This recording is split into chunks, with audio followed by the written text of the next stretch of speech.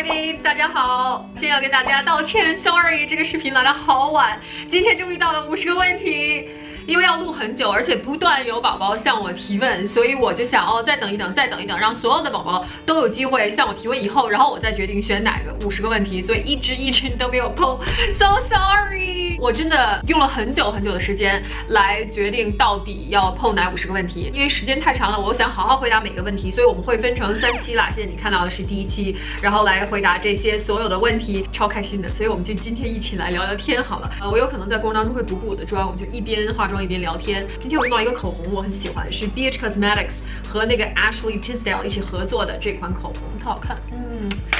Anyways， 现在我们就开始聊天吧。我的所有的50个问题都在这里了，准备一一给大家回答。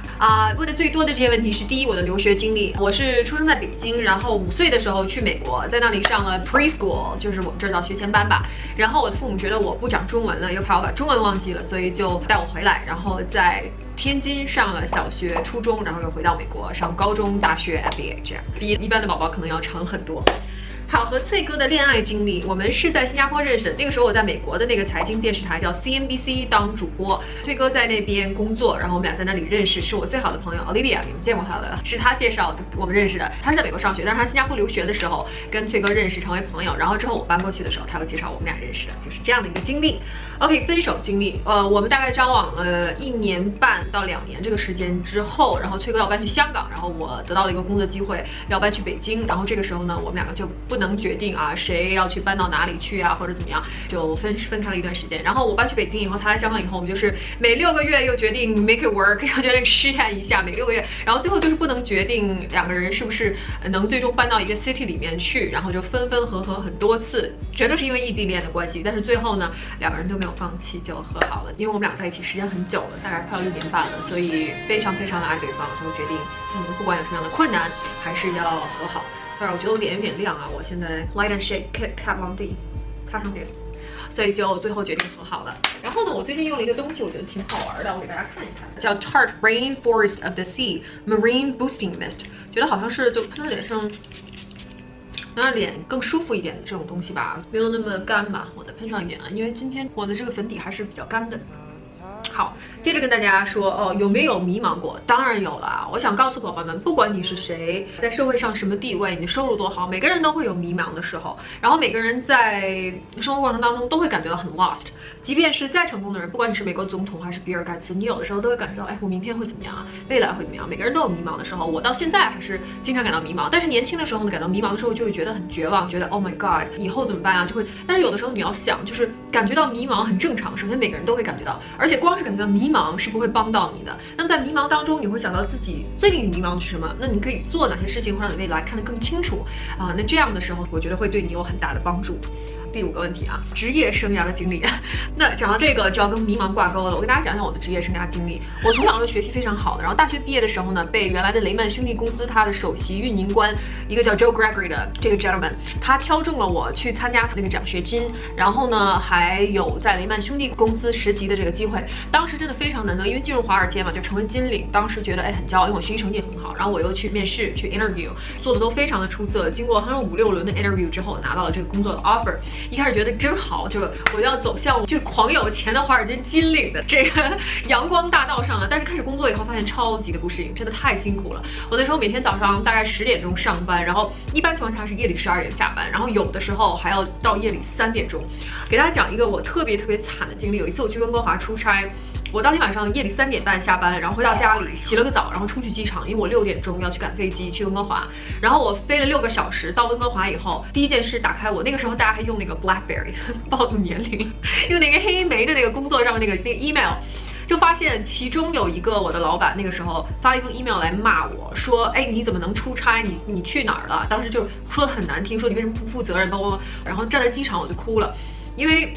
我觉得我不是去玩的，我不是去温哥华度假，我是去工作的，我也不想去，我都累得都要疯了。当时我就觉得哇，真的是别人是不会体谅到你的辛苦，就是你这个时候解释也没有用。然后当时我就觉得这是我人生生涯中第一次被骂，因为我是一个很好的学生，然后老师从来都不会骂我的那种。所以当时特别难受，我站在机场就哭。然后更衰的就是我在温哥华回纽约的路上，我在机场里 check in 的时候被告知那个航班加拿大航空，所以我这辈子都不会坐加拿大航空，恨死他们！是因为当天他们卖的票人数不够，所以他就把我这班班机 cancel 掉了。cancel 掉了以后呢，他给当时很多就是很恼火的人去给他们一个 hotel 的房间休息。但是我当时是个小女孩啊，刚刚过21岁，刚刚毕业这样，然后当时他们就没有理我，没有给我个房间。当天是中国农历新年的大年30晚上，我自己在温哥华机场坐在那儿，足足坐了12个小时，搭第2班的班机回纽约。因为当时我还是一个小的这个职员，所以还没有坐那个商务舱和头等舱的这个 privilege， 还没有这个权利，所以我当时还要挨6个小时飞回纽约。当时我坐在机场我就哭了，当时我爸妈给我打电话说不要干了，不要干了，然后当时我就哭了。我当时就觉得哇，我这辈子没那么惨过。第一，我要飞经济舱；第二，我在机场坐了12个小时，当时觉得超级无助；第三，还是中国农历新年30晚上，真的惨透了。那次经历之后呢，我觉得我真的不喜欢我的工作。后来我就想，我要不要干点别的？但是我又觉得我自己不应该那么不负责任，就辞掉工作这样很任性。所以我又开始很认真的做了2年。然后后来我决定我要回去上 MBA， 我要回去上我的商学院，这样呢可以给我更宽广的道路可以选择一下。就是因为我学的是文理学院，就是那种 liberal arts。所以我想专注学一下商，后来我就开始申请学校，哇，真的非常非常不容易。有机会再给大家讲我申请 MBA 的这个经历，但是就像脱层皮一样，超级不容易。然后后来我终于被哥大录取了，实际上是我还被沃顿录取了，但是我最后决定去沃顿，因为沃顿就是金融比较 focus 但是我自己呢是想有其他的道路可以看一下这样。后来呢就回了哥大，然后哥大毕业以后呢，我觉得我想，因为我一直以来呢都很喜欢新闻，我觉得我想做跟新闻有关的这个行业，所以呢后来我就申请了去 Bloomberg， 那时候去彭博新闻，然后在那里实习，然后毕业以后呢就去CNBC， 先是在纽约，后来又跑到香港和新加坡这样，然后在新加坡就遇到你的崔哥，然后之后我又得到了到央视工作的机会，因为后来有人发现我的中文很好，如果在美国电视台呢就浪费掉了，所以呢这就是 How I got to where I am today， 我怎么当了央视的主播。在央视呢非常快乐，因为我一直想回中国来工作，然后也感觉很幸福，能够生活在北京，然后每天可以吃我最喜欢吃的中国菜，我不喜欢吃老外饭的。好，就这样，这就是我的职业生涯经历给大家说一下。第6个问题问学习英语，其实呢，我小的时候开始学的时候呢，很自然，因为5岁嘛。但是后来再搬回去的时候呢，确实有一个很长时间不习惯。我觉得看美剧对我自己的这个影响很大。我当时很喜欢看各种各样的美剧，尤其是那种就叫轻喜剧吧 ，sitcom 这种情景喜剧，因为这种它可能用的词汇比较日常，所以你可能学起来也会有帮助。这样你把它字幕打上，这样学的真的很快。我现在觉得还有一个就是学习英语很好的方法，就是来看我的视频。我觉得对我自己非常有帮助就是看美剧，还有呢，就是一定要多多结交美国当地的朋友哈，就是外国朋友，因为我在上学的时候看到很多中国去的留学生，他们只是跟自己玩的，他们从来不跟任何留学生玩的。然后我觉得那样呢，就属于你的 social 圈子就小了很多。而且既然都出国了，为什么不主动融入这个社会呢？不管你是喜欢中国朋友也好，外国朋友也好，我觉得都应该去大胆的认识一下，然后多多学习，多多融入美国的文化。我还是积极的觉得这样会对你的学英语有很高的这个帮助。那如果说你在中国的话呢，如果想学英语的话，也要多多的看美剧，多多的跟外国人去练习，然后多多的看我的视频，也会能学到很多的英语还有关于口音的问题，我觉得大家不要太纠结。这个13岁以后呢，如果想说英语没有口音很难了那么这个时候呢，其实没有人会在意你的口音。我觉得有一点中国口音也是很可爱的，没有人会在意，没有人会笑你，因为这个是很正常的。就像外国人讲中文，他有一点口音，你也不会笑话他，对不对？人家说这个好吃吗？你不会觉得what a super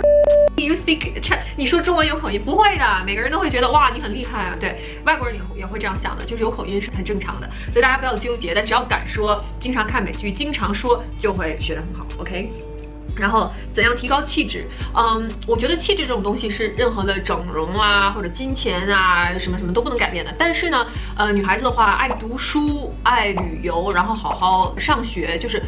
知识多了以后，我觉得会对一个人的气质有很大的提高。经常旅游，经常去不同的地方，交不同的朋友，然后看不同的书，多了解时事、政治、新闻，然后世界上的这种国家大事多了解一下。当然除了爱美之外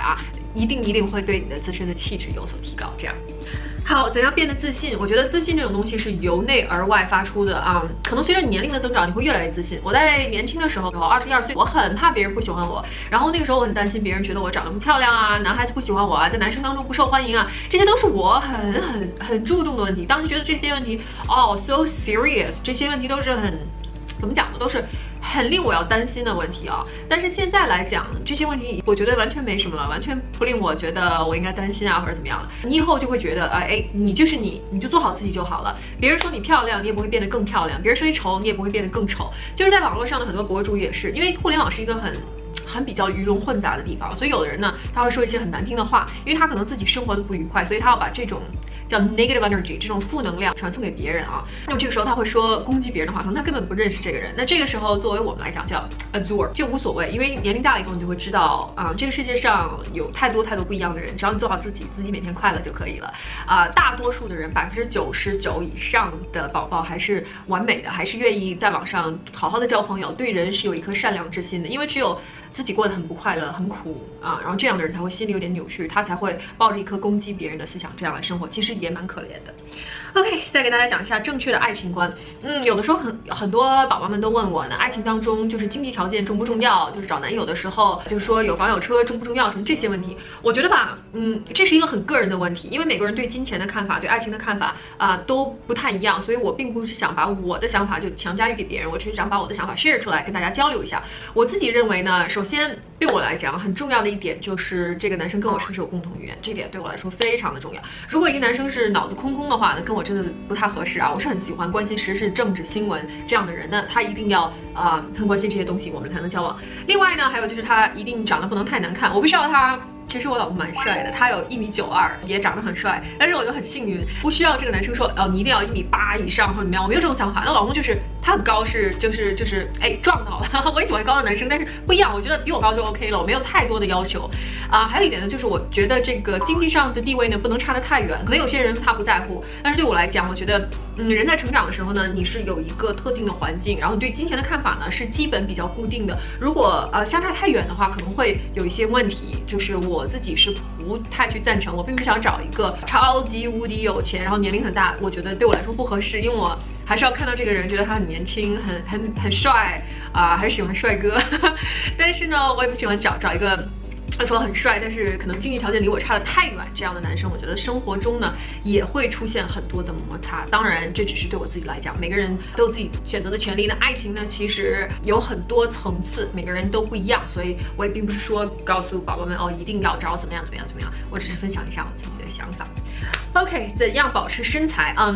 我自己其实原来不瘦呢，我不知道为什么现在就比以前瘦了很多，大概是因为我不怎么吃糖了的原因。我觉得糖是让你变老、变丑、变胖的第一罪魁祸首，所以我吃很多的肉，我从来不节食想吃什么吃什么，但是我尽量少吃糖。我会有抽时间去锻炼，但是最近都很久没有锻炼，因为在国内他那些健身房我真的不太喜欢。但是要告诉宝宝一点，就是70%你的身材怎么样就是你看起来怎么样，你的身材怎么样是由基因决定的，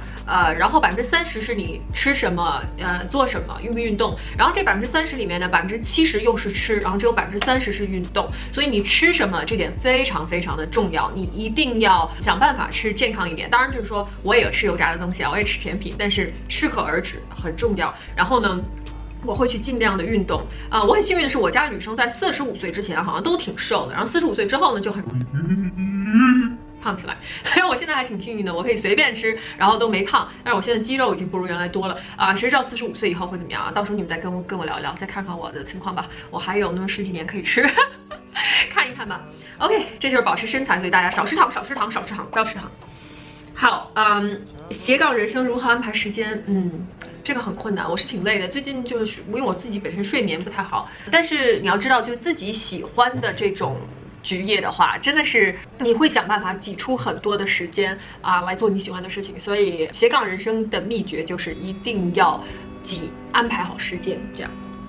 OK。哥大女生什么样我觉得哥大女生有很多种那我身边的女生真的各种各样的都有，但是真的我觉得哥大女生，因为她之所以会选择哥大，因为在纽约市嘛，肯定是向往社交生活的那种女生，所以一般来讲，哥大的女生都很喜欢玩的，很喜欢社交，很喜欢